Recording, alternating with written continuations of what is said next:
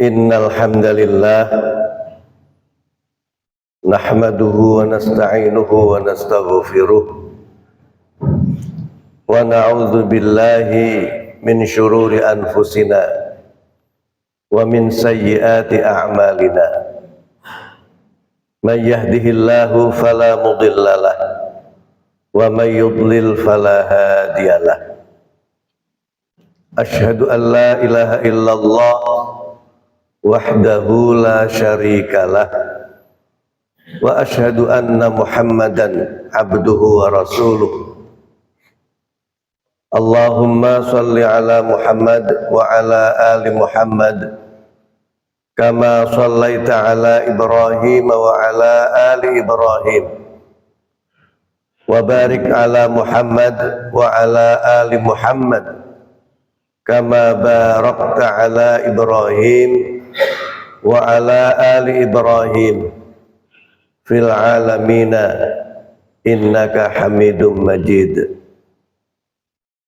Amma ba'du, fa ya ibadallah ittaqullaha haqqa tuqatih wa la tamutunna illa wa antum muslimun. Qala Allah tabaraka wa ta'ala inna a'tainakal kautsar fasholli li rabbika wanhar inna syani'aka huwal abtar. Masyarul muslimin, sidang Jumat rahimakumullah, bertakwalah kita kepada Allah subhanahu wa ta'ala dengan terus meningkatkan kedisiplinan di dalam melaksanakan ibadah yang kemudian kita iringi dengan ilmu-ilmu, yakni apa yang kita lakukan kita dasarkan kepada petunjuk Allah subhanahu wa ta'ala dan bimbingan dari Rasulullah sallallahu alaihi wasallam. Selanjutnya, segala sesuatu yang baik ketika tidak di branding, artinya dikasih merek tertentu, maka bisa jadi sesuatu yang benar-benar baik itu tidak dianggap baik atau malah bisa jadi dianggap buruk. Dan sesuatu yang batil, sesuatu yang salah, sesuatu yang buruk kemudian di branding seolah-olah itu sebagai kebaikan dan diviralkan itu sebagai sesuatu yang baik, maka bisa jadi sesuatu yang buruk itu dianggap baik oleh mayoritas orang. Ketika ditanya mengenai kurban, Rasulullah Shallallahu Alaihi Wasallam ditanya, ya Rasulullah, wa ma hadhil idhahi, kurban itu apa? Maka Rasul Shallallahu Alaihi Wasallam memberikan branding, sunnatu abikum Ibrahim. Kurban ini adalah sunnah bapakmu Ibrahim, sunnah dari bapak moyang tauhidmu Ibrahim. Sehingga ada branding bahwa kurban itu adalah Nabi Ibrahim. Yang berkaitan dengan kurban masalah haji juga orang langsung brandingnya ke Nabi Ibrahim sebagai bapaknya para nabi dan bapaknya ketauhidan kepada Allah subhanahu wa ta'ala.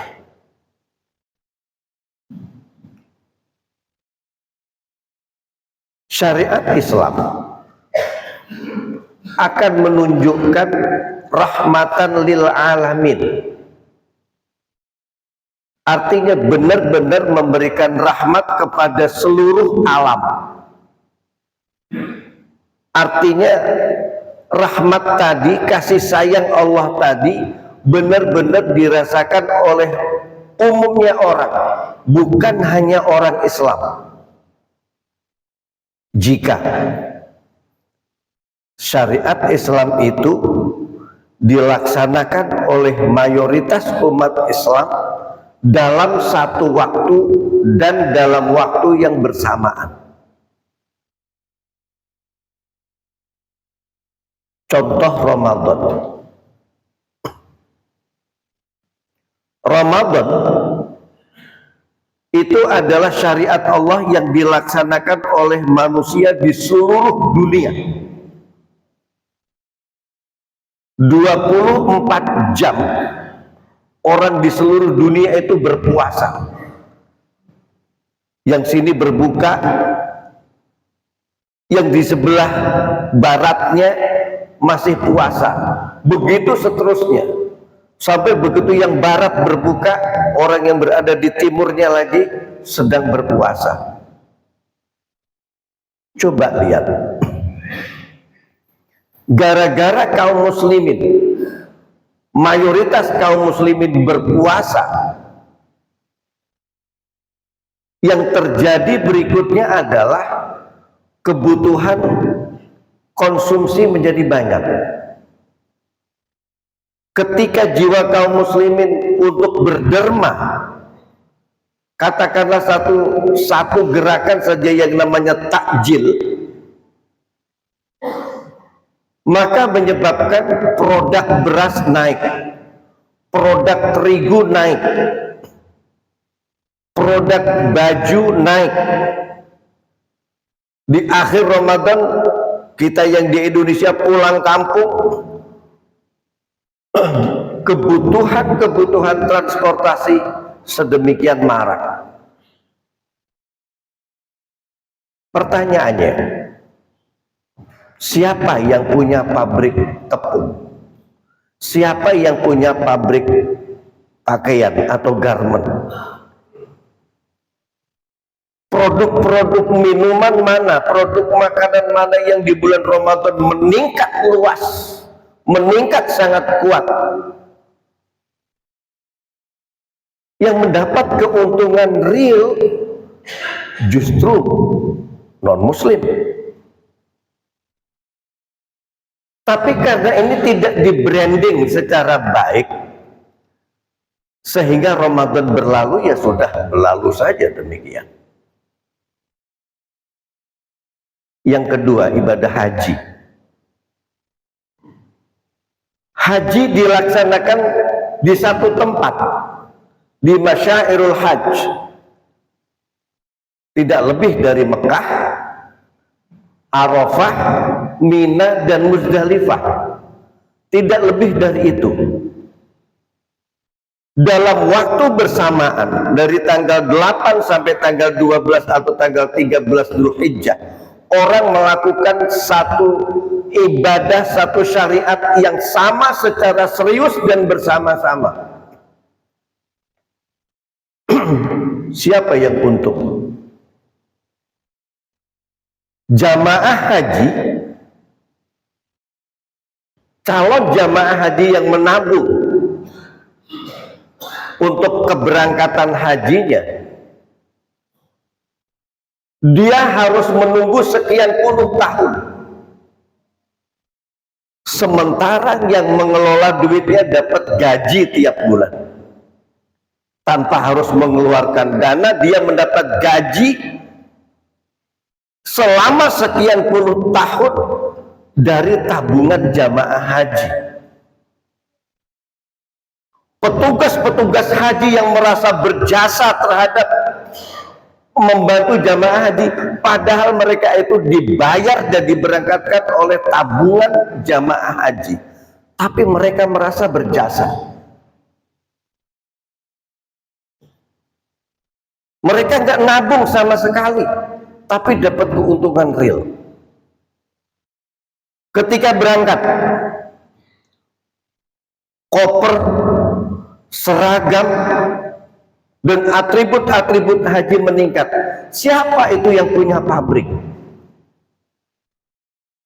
mayoritasnya justru non-muslim. Berangkat ke sana pakai pesawat, apakah itu Boeing atau itu Airbus dan sebagainya, itu semuanya yang mendapat keuntungan bukan kaum muslimin, justru mayoritas non-muslim. Sampai di Mekah disambut oleh kendaraan darat, itu banyaknya, ada yang Toyota, ada yang Kinglong, ada yang Hyundai, dan itu justru dimiliki oleh orang muslim pabriknya.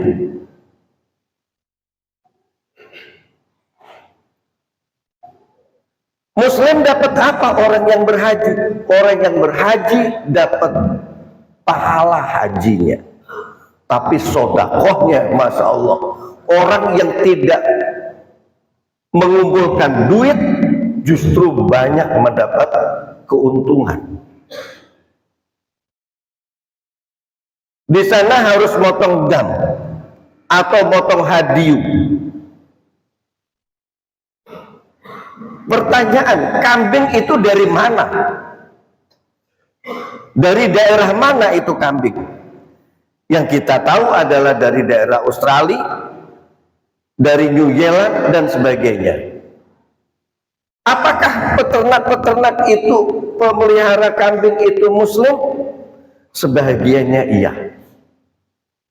Padahal ketika mereka piara kambing, ketika musim haji digunting itu bulunya mereka pakai wol, sisa-sisa dagingnya, binatangnya kemudian dikirim untuk hadiu atau dam orang-orang yang pergi haji.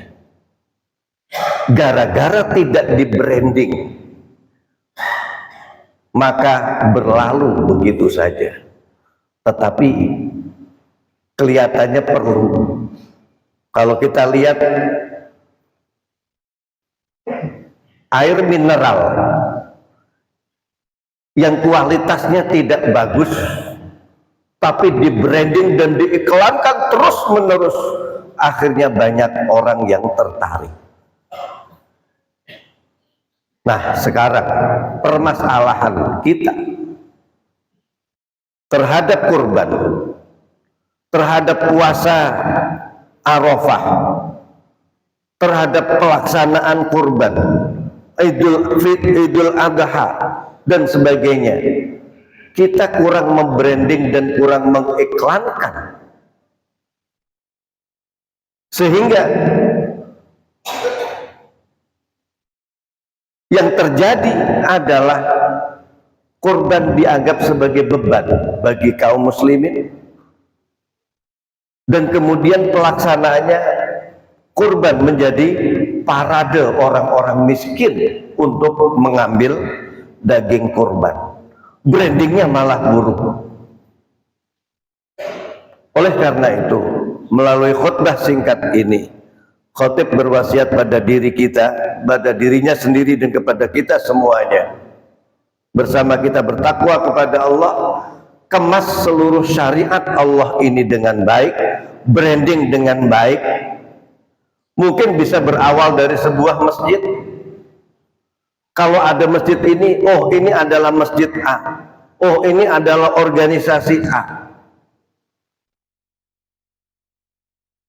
sehingga kesan-kesan baik tadi nampak. Jangan sampai gara-gara ulah kita syariat Islam yang baik malah terlihat buruk atau dinilai buruk oleh orang lain. Rasulullah Shallallahu Alaihi Wasallam ketika dituduh sebagai orang gila, dituduh sebagai penyihir dan lain sebagainya, beliau tidak membantah, tetapi beliau memberikan bukti-bukti yang baik. Bukti-bukti apa? Akhlak beliau mulia, dan itu diketahui oleh umum. sehingga bingung. Orang mau menuduh Muhammad itu gila, Muhammad itu majnun, bingung. Sebab apa? Fakta yang ada di lapangan, beliau itu adalah orang yang cerdas, orang yang baik, akhlaknya mulia, dan itu diketahui secara umum. Belum lagi ketika umur 35 tahun, 5 tahun menjelang menjadi Rasul, ketika Quraisy membangun Ka'bah, kemudian 40 suku yang ada di Jazirah Arab merasa berhak yang meletakkan Hajar Aswad. Dibutuhkan 6 hari 6 malam berebutan merasa siapa yang merasa paling berhak. Darah kambing sudah dipotong, pedang sudah dicelupkan. Siapa saja yang berani meletakkan Hajar Aswad pada tempatnya, ini bagiannya. Tegang pada waktu itu. Akhirnya dinasihatkanlah, dirembuk. Sekarang begini, kita sepakati, kata penasehat, orang yang paling dituakan pada saat itu, kalau ada orang yang pertama kali masuk ke Masjidil Haram ini melalui pintu Bani Syaibah, dialah orang yang paling berhak untuk meletakkan ini. Banyak memang orang yang masuk kirim makanan dan lain sebagainya, tapi begitu masuk nggak boleh keluar lagi. Ada orang yang masuk dari pintu sini, bukan itu yang dimaksud.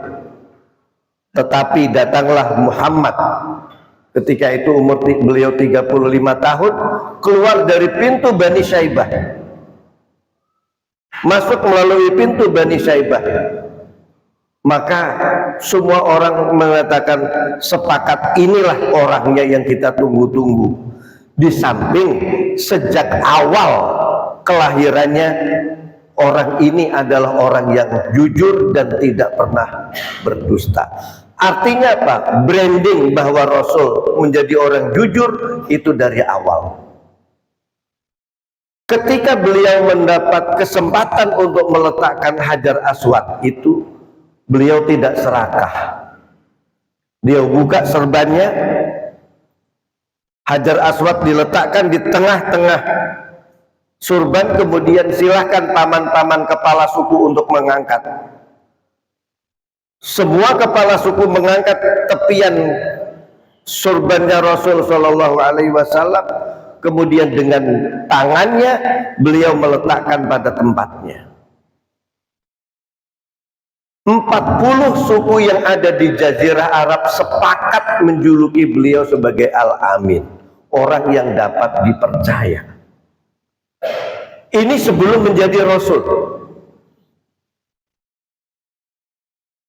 Al-Amin adalah branding yang diberikan oleh para kepala suku. Selama 5 tahun berturut-turut. Tapi kemudian beliau, ketika beliau diutus oleh Allah menyampaikan la ilaha illallah Muhammadur Rasulullah, kemudian mereka mencoba merubah branding itu, bahwa Muhammad adalah orang gila, orang yang kemasukan jin, orang yang kesurupan, maka sudah tidak mempan. Oleh karena itu, jamaah rahimakumullah, terhadap syariat Islam, pelaksanaan syariat Islam, apakah itu sholatnya, puasanya, zakatnya, kurbannya, dan hajinya, ketika kita lakukan secara serius dan bersama-sama, syaratnya serius dan bersama-sama, dilakukan pada waktu yang sama, maka itu cukup insya Allah memberikan kesan yang baik kepada umum. Andaikan kita yang sholat Jumat ini berada di masjid ini melakukan satu gerakan yang sama, serius dan dalam waktu yang cukup lama, istiqomah kita melakukan itu, Maka ketika ada orang di daerah lain melakukan hal yang sama, yang terbayang adalah jamaah masjid kita ini. Branding itu perlu.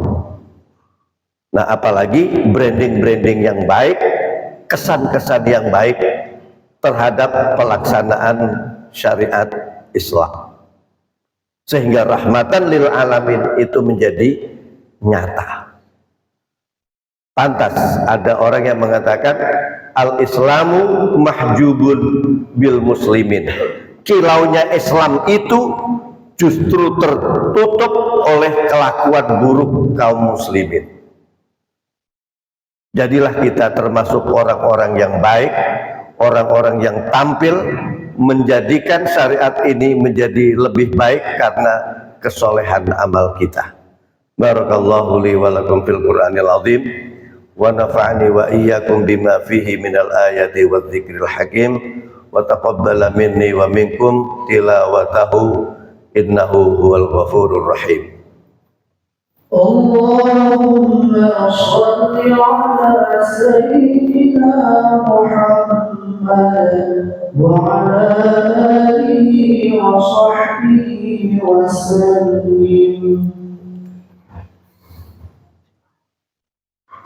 Alhamdulillah wahdah, asyhadu an la ilaha illallah wahdahu la syarikalah, wa asyhadu anna Muhammadan abduhu wa rasuluh. Allahumma shalli ala Muhammad wa ala alihi wa sahbihi ajma'in. Amma ba'du.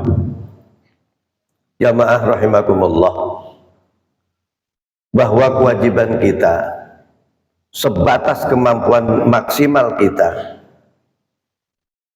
dengan potensi yang diberikan oleh Allah kepada kita. Kita tidak boleh pilih kasih terhadap pelaksanaan antara satu syariat dengan syariat yang lain.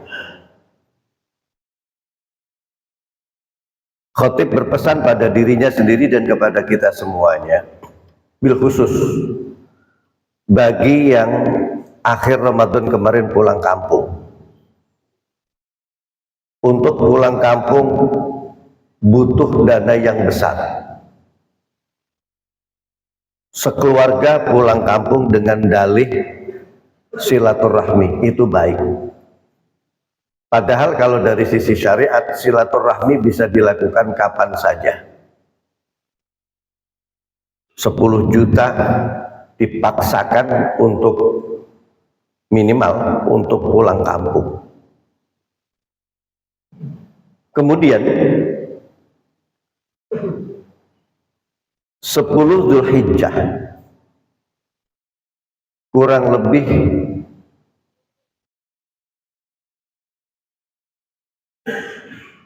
sekarang tanggal 22, seminggu lagi tambah 10 lagi, kurang lebih 18 hari lagi Allah perintahkan kita yang mampu, inna a'tainakal kautsar fasholli li rabbika wanhar. Secara tegas Allah perintahkan kurban. Silaturahmi bisa kapan saja, tetapi kurban atau udhiyah waktunya terbatas. Hanya tanggal 10, 11, 12, dan 13 Dzulhijjah. Tidak bisa lebih dan tidak bisa kurang dari itu. Oleh karena itu, ketika Allah kasih kita kemampuan sekarang untuk berkorban, atau dengan memaksakan diri untuk berkorban, tanpa meninggalkan kewajiban-kewajiban pokok kita seperti pendidikan anak, masih ada kemampuan untuk bergabung dengan yang lain untuk membeli sepertujuh sapi atau seekor kambing, maka berkorbanlah. Maka berkorbanlah. Kenapa? Kalau kita tidak mau berkorban, sementara kita diberi kelebihan rezeki oleh Allah, jangan sampai nanti di akhirat ada seekor kambing yang cemburu kepada kita. Kemudian dilaporkan sama Allah, ya Allah, orang ini engkau berikan rezeki Saat akhir Ramadan dia memaksakan diri pulang kampung dengan sekian juta uang yang dipergunakan dengan dalih silaturahmi, padahal silaturahmi bisa kapan saja. Sementara 10 Zulhijjah dia juga mampu, ya Allah, tapi bukan untuk membeli aku, kata kambing. Bagaimana sikap kita ketika dicemburui oleh kambing pada saat di akhirat nanti? Janji Allah, inna syani'aka huwal abtar.